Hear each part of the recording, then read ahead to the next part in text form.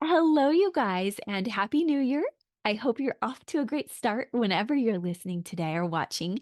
And I just want to say how excited I am to welcome Dr. Anita Kuhnly to hang with us today on the E&M Pod. I'm so grateful and excited when we get to refresh ourselves with learning from a different lens. And today, although we've had a few episodes on attachment theory before and the 4 different styles of attachment, today, Dr. Kuhnley puts on a different lens as she allows us to do a bit of internal family systems work, if you will, when she gives us the chance to look at not just anxious, disorganized, withdrawing, and secure attachment, but she actually puts on role titles for each of these that give us a bit more grace, which I love because no one is always perfectly securely attached. And she reminds us that each part of us is doing something important to stay safe. But I think what I love even more than that today is that not only does Dr. Kuhnley come from such a research-based space, but that she also codes attachment, has such vast theory in it, teaches over at Liberty and Regent, and also comes in with this soft lull for us to truly allow her to soothe us, do a practice with us today, and even invite us to her new book. She's a fellow Baker Books author, and I just wanted to get this episode out right before her launch date in case you wanted a pre order bonus. She has attachment worksheets. She has an ability for you to get a signed copy before an audio copy. So I know how much I appreciated that every time I've bought a book pre-order, and her book is right around the corner. So I wanted you to make sure you could grab that first. But really thankful for her today. You're going to see her walk me even through an exercise today. And I hope that you really allow yourself to just come into even more secure attachment with us in this new year. If you got to hear our Big Five episode this week, then you know we're looking at some other paradigms along with our Enneagram work here so that we can have the fullest chance for a wholeness that we bring into a relationship healing. So I'm thankful and excited. And as a reminder, all of her information's in the show notes.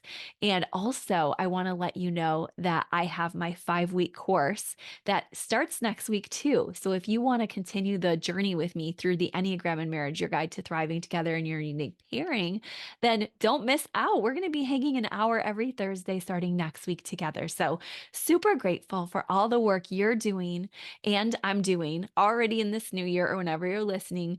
And I'm grateful that some of it we can do together. And just getting to know Dr. Kuhnley through this process has been beautiful too. And now we're friends, and I'm going to be speaking to her students. And so it's always a joy to get to have all of us connect with new faces so that we continue to enjoy the social dynamic that we talk about a lot here. So, okay, let's talk to Dr. Anita. Dr. Anita, we're so happy to have you on the Enneagram and Marriage Pod today. Thank you so much for joining us. Oh, thank you so much, Krista. It's such a pleasure to be here with you today as well. Oh, we love your topic, attachment. You have so many beautiful gifts to share with us. I had to really pick which questions I would ask today because I knew there was so much more we can discuss from your beautiful book, from your wonderful work. So, and your other books. So let's talk first before we get on just a bit about you. Tell us a little bit about how you got started in the field of attachment research and maybe a little bit about your own relationship. Yeah, so, attachment has always been fascinating to me. I remember when I Mm, first started out in my master's program, I was studying counseling, mhm. and I felt like this whole new world opened up to me. And as I was reading about attachment, I started understanding more and more about why we do the things we do in relationships. Yes. And I only wish I had started learning this earlier. Yeah. And one of my mentors, Dr. Eric Scalise, who actually wrote the foreword for the book, he Mhm. handed me a book about attachment. And then ever since I started studying it, I really never put it down. And I Mm, had my own challenges with relationships. I had, um, at one point I went through a divorce and I went through some, heartaches, as I guess we all mm, have different heartaches and struggles throughout our relationship journeys. But one of the things I noticed was that some relationships would just thrive and go really well. And I had some beautiful relationships. And then mm. others would sort of be more of a struggle and a challenge. Oh, mhm. And I just wanted to understand, why. And how to sort of, and as I began working as a counselor and doing clinical work, and then eventually training counselors and psychologists that are doing both, individual marriage and family work, wanted to just help with identifying the specific interventions and tools that people could use to help couples connect and thrive in relationship rather Mm. than getting stuck. And the Mhm. more I learned about attachment, or what we call in this book relationship styles, the more I realized that um, attachment explains so much of what happens Mm. in our relationships. Yeah, that is so fascinating. So you're like, I've, you know, remarried now, but I have gone through the depths of almost despair at times and wondered with certain people and why they maybe triggered me this way, or, the people that you've been in the world with. Um, I love that you're like, it was personal and also as a student, as a research party, to see like what's the common theme here. And it sounds like it's been these relationship styles that keep coming up depending on the kind of parenting people had or background people had or relationship styles they're in. Yes, definitely. It's definitely been a blend of personal and professional. And I Mm. think you're right. It all, all roads seem to point back to attachment. And we develop these blueprints early in life about how we build relationships. And basically, the way we answer two questions informs what our relationship style will be. Hmm. I'd love to hear those questions. So the first question is, are you worthy of love? Mm. And the second question is, are others competent and capable to show that love? And Mm. depending on, each of the styles answers those questions differently and in different combination. Now, you're going to talk us through, which we cannot wait, the four relationship styles today. But I also wondered if these are anything to do with the traditional attachment styles that we hear about, with the avoidant and disorganized and secure and anxious. Any relationship Yes. to those? Exactly, that's exactly right. So in the Okay. book, The Four Relationship Styles, the subtitle is actually how attachment theory can help you in your search for lasting love. Hmm. And um, we've tried to make it very user-friendly and easy to That's what I understand, and noticed. just Okay. Yes. so it's all based on attachment theory. You're exactly right. And those four types are just recast Mm. to uh, use the metaphor of occupations. Just like our jobs help us to meet our financial needs, our relationship styles help us to meet our relational, emotional, psychological needs. And Mm. so, for example, the secure networker is a master connector. They tend to move towards relationships, towards connection, and towards other people. And so, just like in when we talk about in academics and we get into attachment theory, we might talk about the secure, autonomous, free style, um, or Mhm. for short, the secure style. And that is the networker, right? The one who answers Mm. both of those questions in the affirmative. Yes, I'm worthy of love. And Oh. yes, other people are competent and able to show love. Oh, so the networker is somebody who says, "Yeah, we can get things going in the world. We can trust each other. We can do this." Yes. Oh, yeah. Hmm. How Yes, they're just fun. masters at that, and I like that you said that we can trust each other because for Mm. networkers, they really their early experiences with their relationships, Yeah. um, their autobiographical history, so to speak, taught them that other people would be there for them. Over Oh, the course of many experiences, they just learned that people would generally be there for them to meet their needs, and um, it makes it easier to trust, easier to turn towards connection, yeah. and that creates a real clear strategy and style within relationship. Yes. Oh my gosh, that's so cool. Well, tell us about some of the other styles. Sure. Yeah. So, if we look at the firefighter style, for example, and one thing I think is really important to remember is that every style has strengths. Sometimes in the field of counseling or psychology, we can pathologize um, different styles or different problems, but each of these styles emerged, and I think as a person of faith that God allowed us to develop resilience and to adapt to our Mm. environments with these clear strategies or even combination strategies in order to be able to survive and thrive in the circumstances that we found ourselves in. And it Mhm. just may be that um, people are at some point interested in changing their style, and that's okay Mm. because we're not stuck with the styles we have. We can Yes. always make them That's better. so helpful. Thank you. Yeah. So just keeping that in mind, going to, like, for example, the firefighter style, or what the attachment theory may call fearful avoidance style. These Mm. individuals have walked through fire. They have, if you think about the early attachment experiments, these children, to go towards their attachment figures, they had to, in some instances, go towards someone who might have been volatile, who may have been Mm. abusive towards them.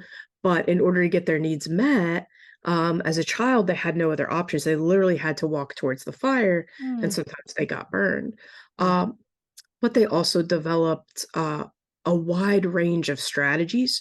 So they're Mm. unique from the other three styles in that sometimes their strategy looks like the networker, sometimes it looks more like the investigator, sometimes it looks more like the security guard. So they kind of use a combination, not one clear sort of organized strategy that's kind of always the same Mm. way. They might use some different strategies. Yeah. They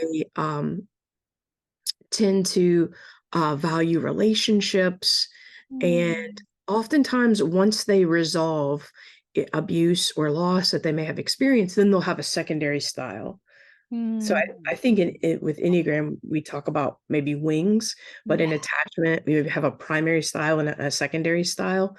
Yeah. Um, when I started coding the adult attachment interview, which that was sort of Oh. one of the big training milestones along my journey was becoming a certified reliable coder of the AAI. It was a Mm. 2-year process. Wow. Um, but that's one of the things I learned. For most of the styles, when you finally go through and finish this approximately 7 hours of coding and assessment, you assign a primary style and a secondary style based on all these different scales and Oh, it's so technical, which I like. yes, me too. Detailed. Oh, Yes. good. Okay, so that's really the background is you're like, here's how long I spent coding it. Also, we have a primary and then another one, but you're just saying, here we have the networker and then the firefighter who grew up with that sort of withdrawing style because they had to. And to clarify, the reason it's called the firefighter is that because they just like to fix things and put fires out real quick? Well, great question. I think for the firefighters, they had to literally walk towards the fire. So if Mm. their relationship figure, if their caretaker in early childhood was maybe moody or volatile Yeah. or even violent at times, in order to um, meet their needs, their emotional needs. Maybe they needed help with something, a diaper change, whatever, to go Yeah. towards that caretaker, they had to go towards the source of danger or fear. Yeah. So when we think about firefighters, when everyone else is running out of the fire in a way, they're Mhm. kind of moving towards that danger. And in Mm. order to connect and help people that may be in the fire, they have to sort of go in. So they develop a courage to face the fires, but also, some Mm. wounds along the way. And so I just like that picture because, it helps us to kind of appreciate what the firefighter has had to go through. Uh, Yes. and when we talk about trauma, sometimes there's this concept that or this reminder that it's if you've gone through trauma, it's not that there's something wrong with you, but that there's something wrong with what happened to you. Yeah. And so with the firefighter, they've had a normal response to an Mm. abnormal situation, and so they've developed a more eclectic approach, whereas the other, 3 styles, the investigator and the security guard and the networker, they have one clear strategy. The Mm. networker, they move towards connection, they network, they connect. Mm. The security guard moves away, the investigator gets a little tangled up. But Interesting. Okay. yeah, but those 3 styles have a clear direction Mm. that they're moving. Okay. And Now the there's one other investigator one, I'm sorry. I was sure, just go it corresponds with which one? So the investigator style, in this scenario, and it might be a little bit different language than the Enneagram, Yeah. but is the anxious attachment style, or Oh. what's sometimes called the preoccupied attachment style. So they're Mhm. analyzing and looking for clues and Mhm. data that may demonstrate that others love them and that they're worthy of Mm. love. Maybe they're perpetually picking off the petals of a flower. He loves Mm. me. He loves me not. He loves me. He loves me Mm. not, but looking Mhm. for that data and that evidence to support that. And they tend to find investigators tend to find what they're looking for. Um, Yeah. sometimes unfortunately. Well, right. I love that you're reminding us of how powerful the inner narrative is. And I know nothing about that personality style. It's joking. As I'm investigating you. But Yeah. I think anyone like in the Enneagram world, the fives, sixes, and sevens are like, yes, we get this, or the self-preservation oriented types. And so, um, but we love hearing about how we can even shift within that. And there are, strong possibilities for being more secure than anxiously attached. And there are strong possibilities of sometimes, even if you are an anxious type, you're going to go towards like a firefighter, like one of our fives might do. So I love how you're helping us with Yes. these newer labels so we can kind of notice when there was a trauma or a tragedy this investigator needed to know, it sounds like. Yes, yeah, that's a great point. They really needed to know because there was only one thing that was consistent about the investigator's background, and Mm. that was that there was inconsistency. So Mm. the one thing that they could count on was that they never really knew what to expect from their Yeah. caretakers. Sometimes they might get really present and Yeah. available and invested caretaker. Other times they might get someone who was preoccupied or Yeah. irritable. Yeah. And so they became masters at observing and taking in Mm. data and clues and analyzing and Mm. identifying kind of what situation they were dealing with so they would be able to Mm. um, know how to prepare themselves and how to adapt, Mm. but like chameleons, but to become what's needed to survive in those circumstances. So there's a lot of Mm. strength there and adaptability and analytical Oh, thinking and yeah. being so in touch with other people's emotions. But Yeah. just like any strength, right? If we overuse it, Mm. it could become a challenge for us. So then if they're overly attending to other people's emotions, they can also often lose their own or neglect their own. Yeah, that makes so much sense that you're like, they're projecting and losing potentially all the love that is already there. So, oh my goodness, we're so grateful for all your investigatory work on all this with us. Now, tell us, Right. is there a fourth style to look at? Or, and I also had sort of interrupted your process in order to just clarify on that one. Oh, no, I love the flow back and forth Oh, and, thank your you. thoughts. Yeah, the security guard style is, I think, the last one we didn't talk about yet.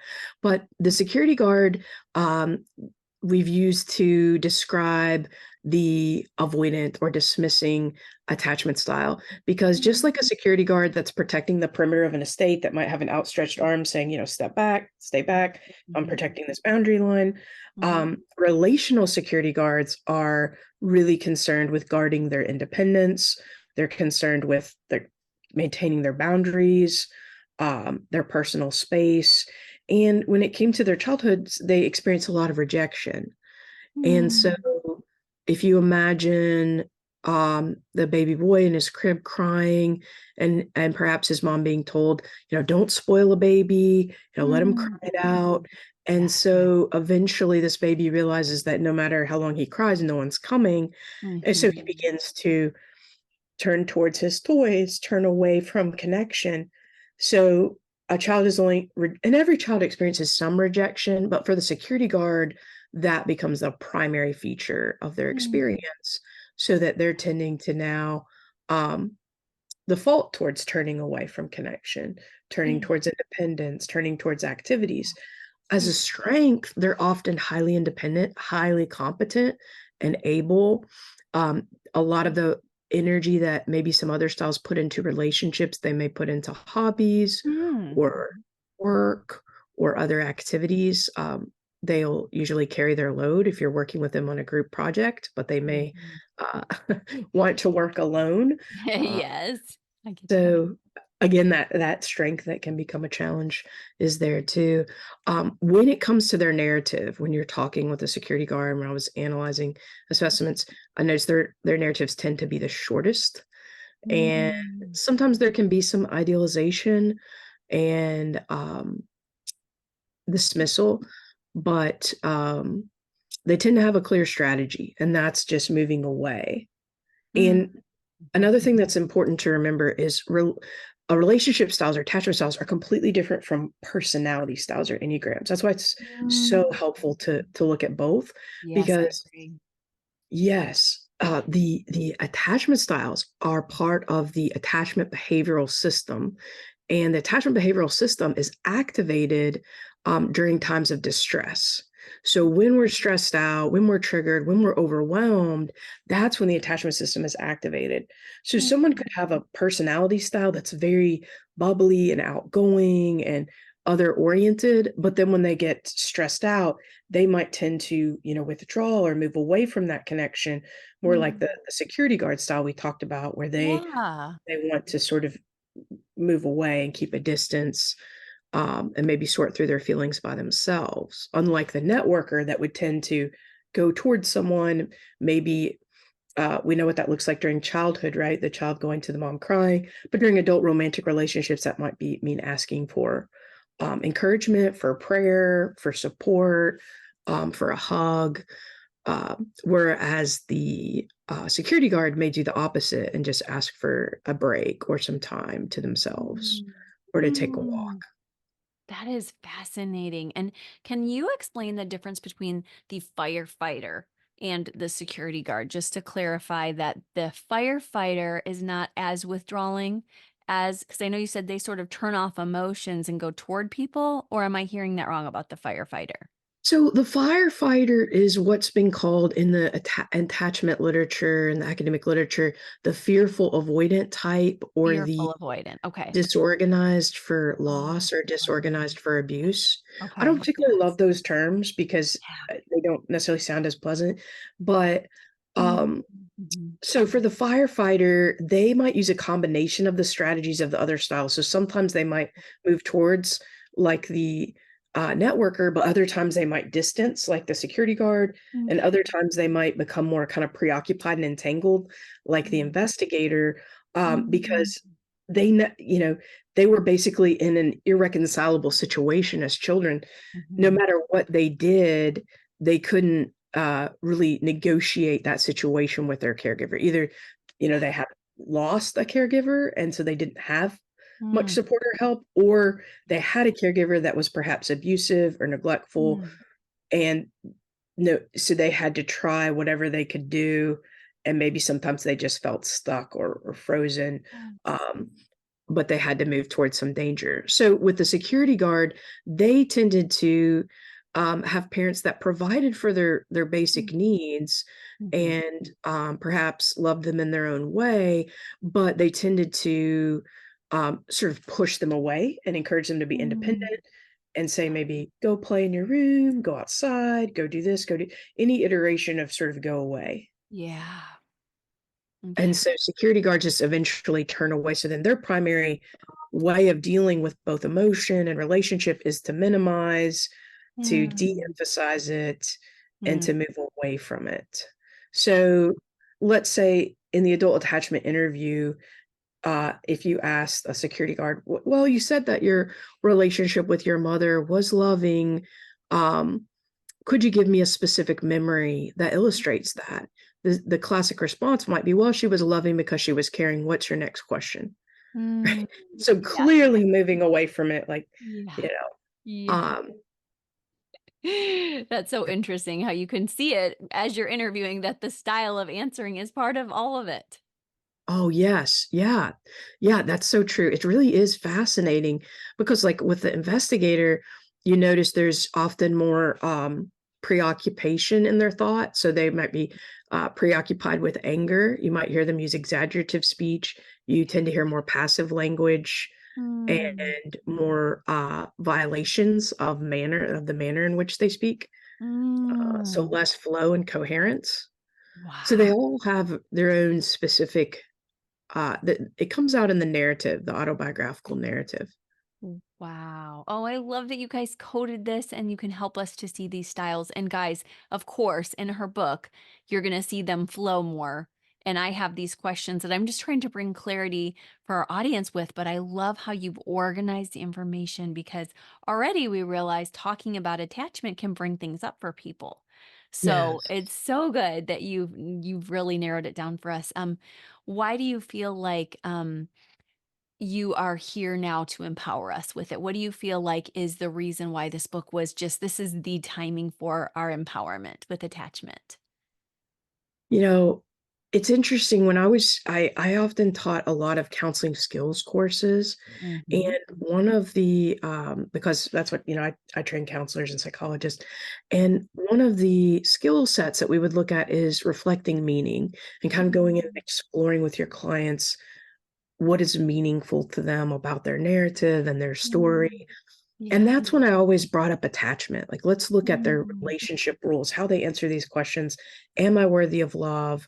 Yeah. And are other people competent and able to show me that love? And that really explains a lot, right? And it Mm. defines what their attachment style will be, but Mm. also how they make meaning of their experiences. Yeah. So if someone believes that they're not worthy of love and Mhm. someone else slights them, even inadvertently, they can Mhm. easily forget their Q-tip, right? The Q-tip is Mm. an acronym for quit taking it personally.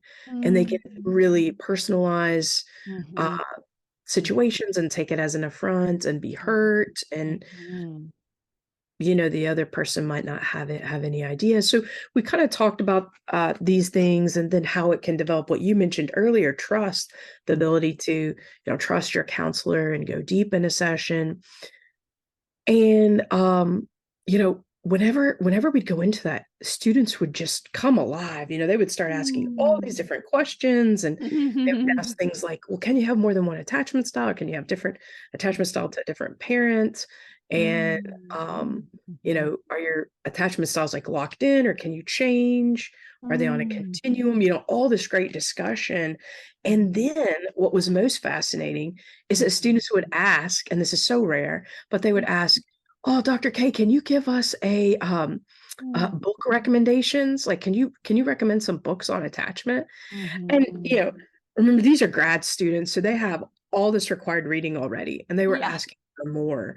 yeah. And oftentimes I was recommending, one of my colleagues' books, Clinton and Simpson's book, Attachments. Yep, I loved that book when I was in, my first years of practice 2 decades ago. Oh, I love that you read it. Yeah. So, like, 2 decades Not ago, right? many So, people it's talk been a about while. that though. Yes, and agreed, like, that was a Right. good one, but it's been a while. It's been a while, yeah, so I definitely recommended that one, and then I would recommend all these different current, peer-reviewed articles and journals, and then I had one student who said, "Well, all these articles? Like, what about books?" And then I remember thinking, "Oh, yeah, well, there's not really a current, you know, there's these books I recommend, but That's there's how not I one am, yeah. that incorporates all this data, so I guess I'll have to write it because it doesn't exist." That's right, especially, Um, faith-based, and I think that yes. that really goes well with couples work and Sue Johnson's work on emotionally focused therapy, Mm. we have to work on secure attachments, but even when we do, I know you talk about God being our attachment too. So just knowing that you've added that faith element and how important that is to you, plus that you've scoured and researched, we're just so thankful. Oh, well, thank you. I appreciate your appreciation. Oh, Um, but yeah, it's really so important. And I think if people can have a sense of what their style is, I mean, not everyone can take the adult attachment interview because it's very expensive, it's long, the mm, coding process is long, it's so labor mm, intensive. But we do mm, have a validated assessment in the text called the relationship styles test, or the rest. mm, And I definitely recommend the AAI if you have access to all that. But the book just makes these concepts accessible so that mm, you can identify your style, mhm, embrace the strengths. I think mhm, one of the problems is we tend to have a lot of shame around different styles or different relationship blueprints, like the mhm, belief of not being worthy of love, or the belief that others may be unable to show that love. mm, And the problem with that shame is that when we feel ashamed, we tend to hide, but we can even hide from ourselves. and Mm. be more in denial. Um, and so that denial heals nothing. So that can be a Mm. real challenge. And I think recasting the relationship styles as occupations and knowing how each one serves us in different settings and different Mm. environments, and each one has strengths, can Yeah. help people maybe embrace them. And that's Yeah. one thing I really appreciate about the Enneagram, is that, there's always that sense of, okay, each style has challenges and strengths. Mm.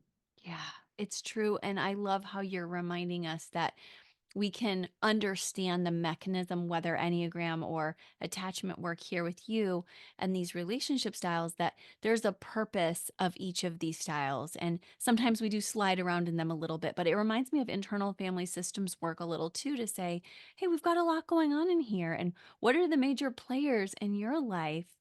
And so I love how you said this is a way we can grasp that even more, is with your new book. Um, and I love how you also incorporate some of Mr. Rogers in previous books also, Yes. because my daughter was just sending our family today. She's like, "Oh my gosh," my type 4 daughter, she's like, "You have to see Mr. Rogers. I love him. He's such a nine-wing one." And I'm like, "Oh, Oh, okay." So my husband loves him, and I was just so happy like our audience could have such a safe person like you. But before we go, there's a couple more questions if you have time for them that I was going to ask. sure. Oh, good. Okay, I was Yeah. gonna ask, like, I noticed that you have some powerful yet simple dynamics for helping us to just, whatever your attachment style is, understanding some main causes for success and failure in relationships. So, would you mind going over that with us? Yeah, yeah, we have so much relationship science available to us, and Mm. we've learned more and more with, I tend to teach the statistics course, at the university where I work, and with inferential statistics, we're just making inferences, but, some of the current research has been able to predict with over 90% accuracy whether couples will remain together Mm. or, will go their separate ways, and Mm. so that's pretty high when it comes to inferential statistics. Yeah. And Yes. one of those key factors that Mm. predicts that success is turning toward, like Mm. moving towards your partner rather than away or getting tangled up. And that is essentially the tendency of the secure networker. Mm. However, investigators tend to try to turn towards as well, but may sometimes get tangled up. Firefighters may have that desire to turn towards. And so, one of the aims of learning your relationship style or attachment style is being able to increase that sort of self awareness so you can know what your tendencies are and know what happens when you experience stress. Um, Mm. and so, during times of stress, a security guard's going to tend to isolate, move away from connection.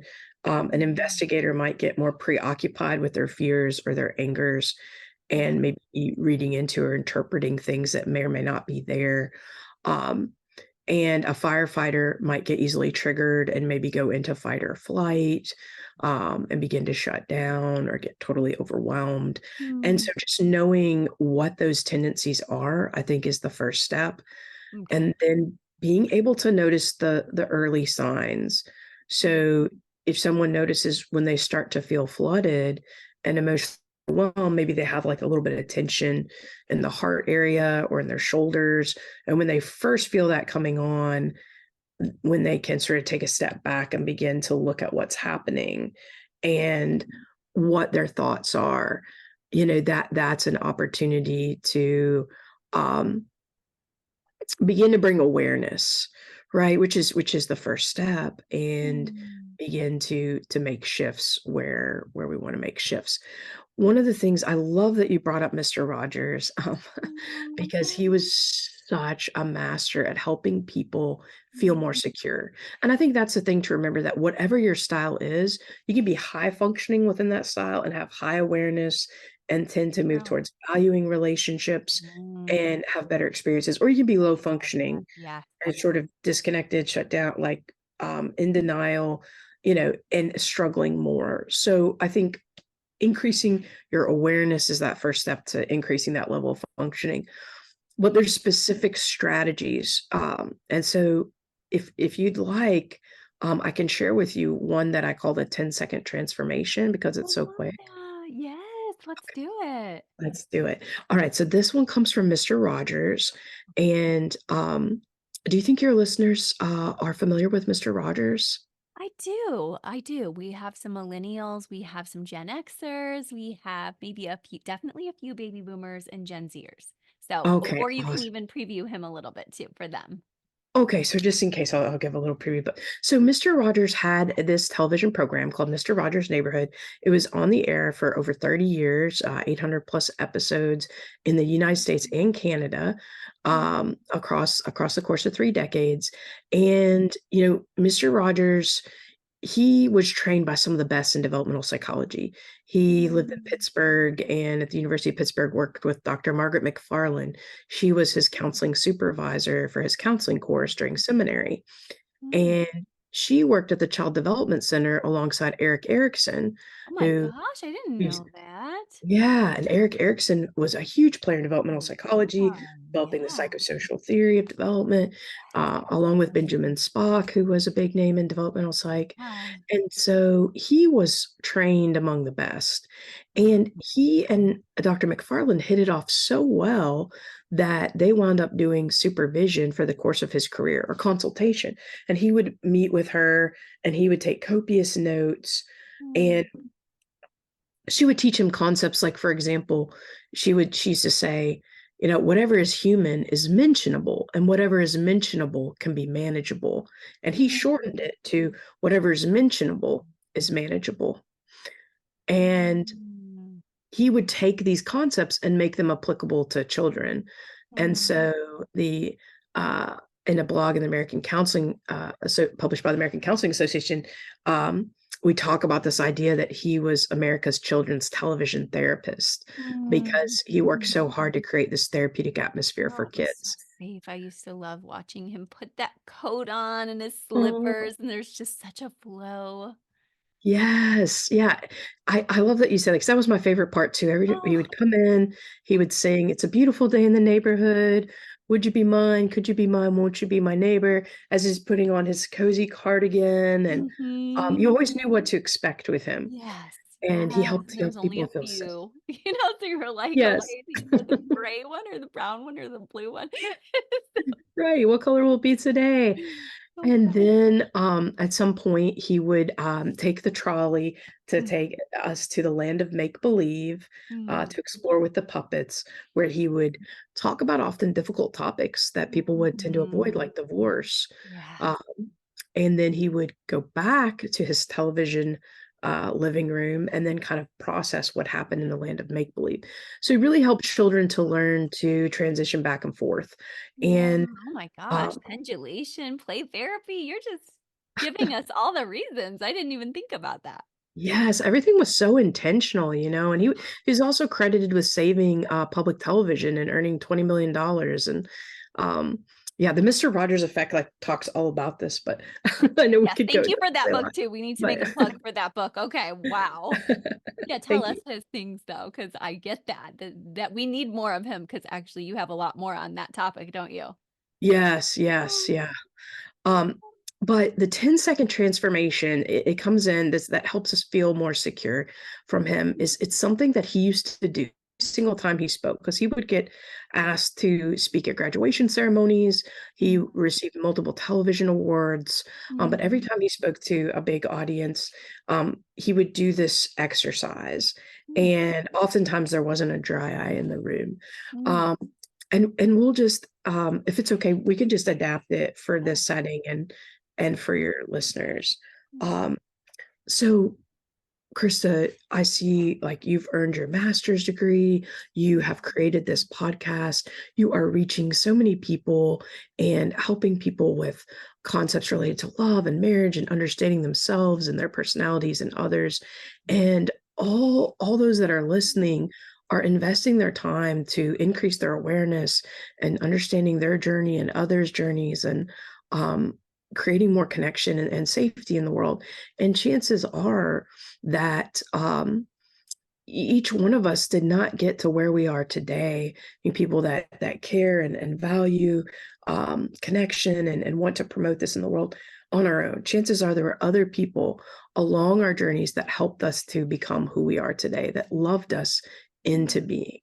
They may be close by, they may be in the same room or building, they may be far away, or they may even be in heaven.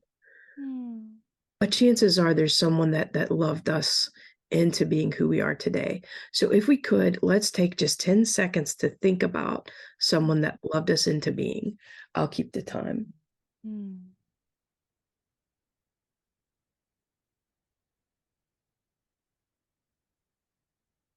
Thank you. Thank you for taking the time to think about that person and imagine how happy they would be to know that as you reflect on where you've come in life, that you thought of them as being a part of your journey.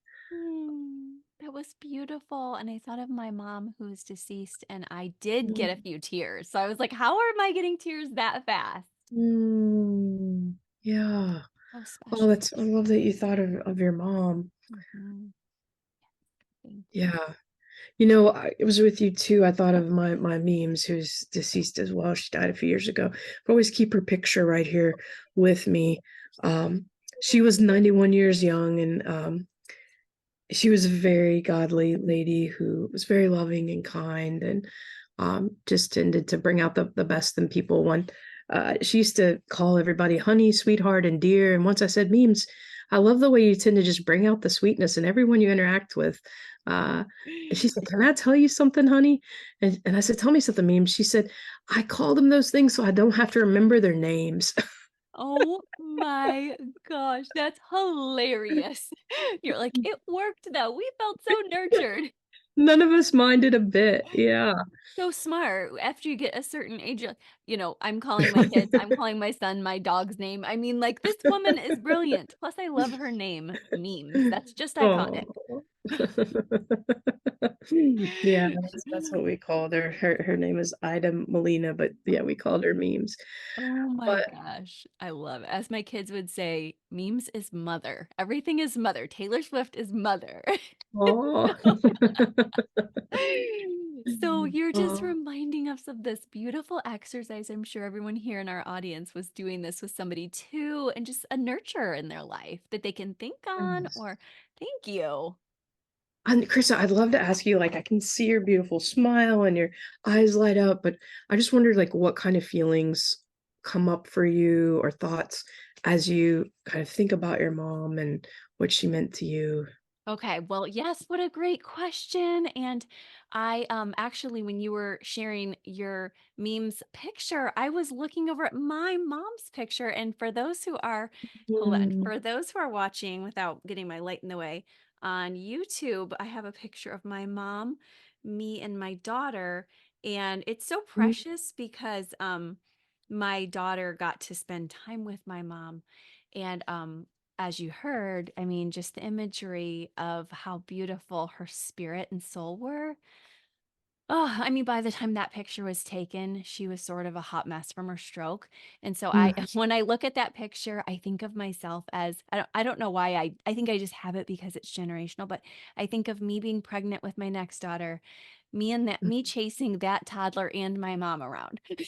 So mm. it was kind of crazy Very times. challenging season, It was yeah. a hard season.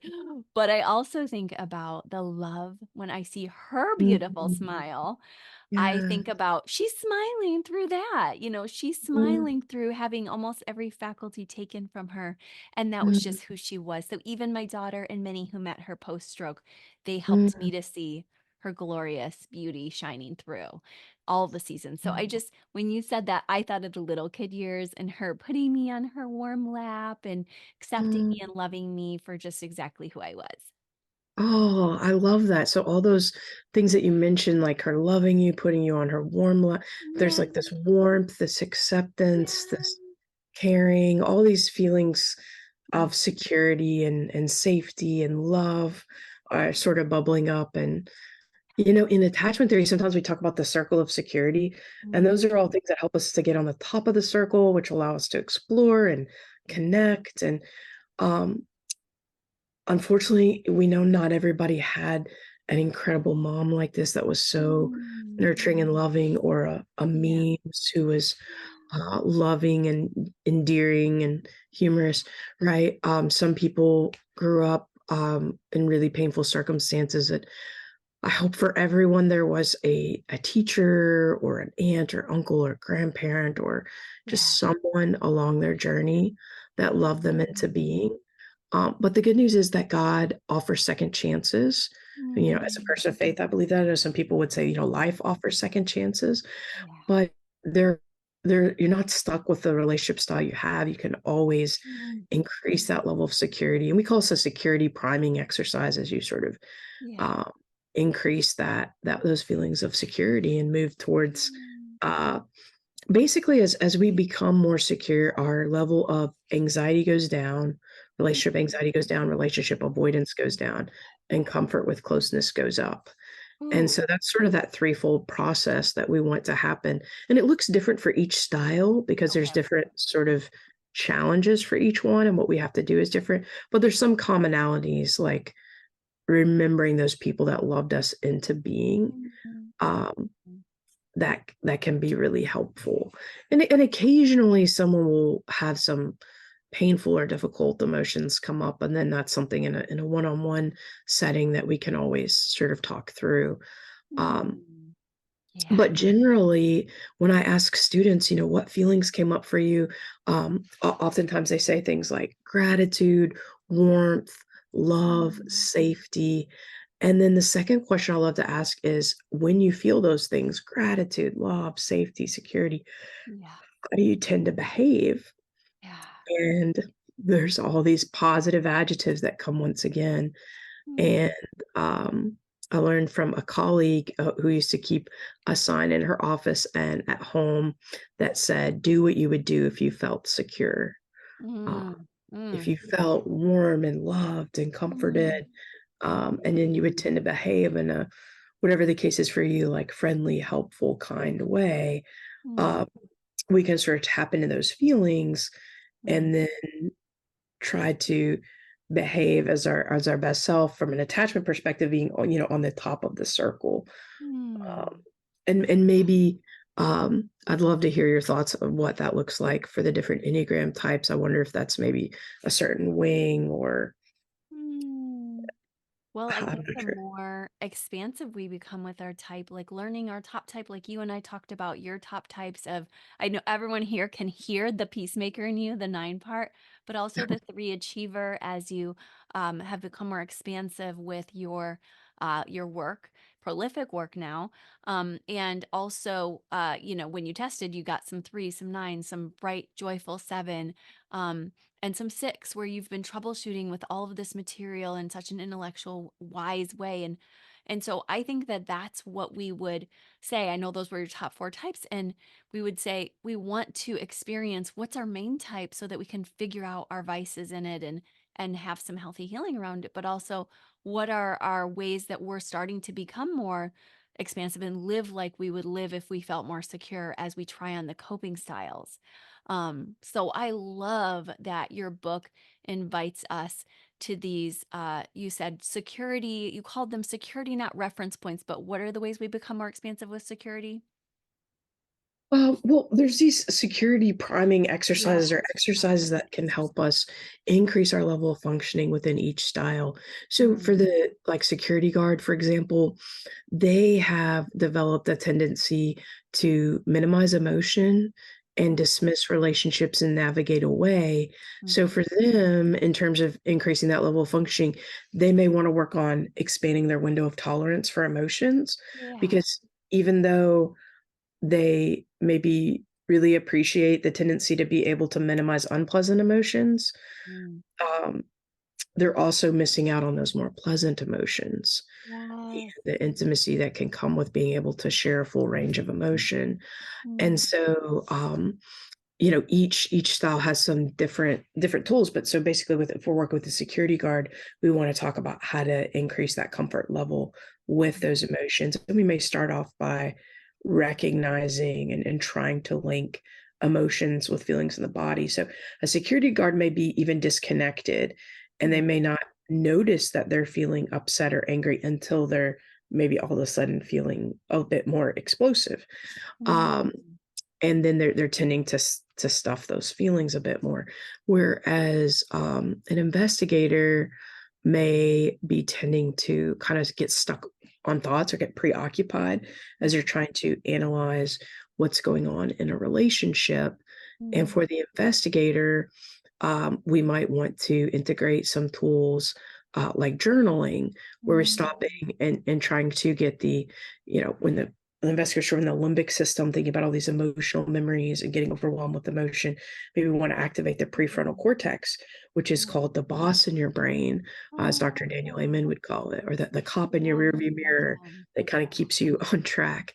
Mm, And so then as you journal, and there's specific protocols like situation analysis where you analyze specific questions, a situation, and it helps bring clarity to the thought process so that an individual is then able to sort of come to terms with what's happening in the relationship and look at using other helpful tools, like for example maybe the serenity prayer, where mm, they begin to say, okay, God, grant me the serenity to accept the things I cannot change, the courage to change the things I can, and the wisdom to know the difference. And then mm, that begins to create a little more of the freedom that the secure networker has with that sort of autonomous relationship, where they're able to kind of move more freely because their narrative tends to be free of blame. They're not likely to blame themselves or blame someone else. So mm, they're not often stuck waiting for someone else to change mm, for them to be able to be free to explore and engage. Whereas mm. investigator may be feeling stuck in a relationship. Yes, that happens a lot with my clients that are stuck there. It Mm, feels like I have to have this. If I don't get this, I can't move on. So I love how you're reminding everybody. This is huge. yes, Wow. definitely. Oh my gosh, these tips are glorious. Thank you so much. Thank you. Thank you. I love hearing about how attachment and the Enneagram sort of complement each other. And it's fascinating conversation. It is. I'm so glad. Our audience has been waiting for more attachment conversations. So we'll have to have you back in the future too. This has Yes. been Love it. awesome. Your time is so valuable. Can you tell us where everybody can connect with you? I know I was looking up to find you on social media too, but I also see all the books you wrote. So we'd love to hear what's the best place to find you. Oh, thank you. Well, my website is www.dranitakuhnley, Kuhnley.com. And Mm, if you click on books and then click on the four relationship styles, how attachment theory can help you in your search for lasting love, it has a pink cover. Then you can find out more information about the book, mm, about the quiz, about the pre-order bonuses. Also, I'm on Instagram if you want to connect there. My handle is oh, at the period empathetic period counselor. And yeah, I think those are probably some of the best ways to connect. Thank you. That's great. And of course, I'm putting in the show notes your book and all of the pre-order information. And so grateful and thankful and excited. Mhm. So beautiful to hear that you are sharing on this lens. We can't thank you enough. Seriously, we just know that this is out of your heart, out of all the stories you've heard. You probably put thousands of hours now into time with clients, students, training psychologists, and helping us all. So thank you so much from the bottom of our hearts. Oh, thank you so much. Thank you for having me and for all your insights. And it's been such a Mm. pleasure to be with you all today. Oh, thank you. And following you for sure on IG right now. Oh, awesome. I will follow you back. Thank you. Thank you. Thank you so much for sharing in this episode with us. It has been a journey. Oh, wow. She tapped into some really special places today. I got to really reflect on a safe place. Oh, my goodness. What a safe place. And I hope that I am that safe place to my people. I hope that you feel that safety here. And I hope that you'll join her and I in the various platforms as you see fit. We want to make sure you're thriving in all of your relationships and knowing where and when to set boundaries, knowing when to rest, knowing when to move ahead forward, and most of all, knowing how to love the best way possible so your beautiful gifts can be seen in the world. Okay, talk to you later. Bye bye.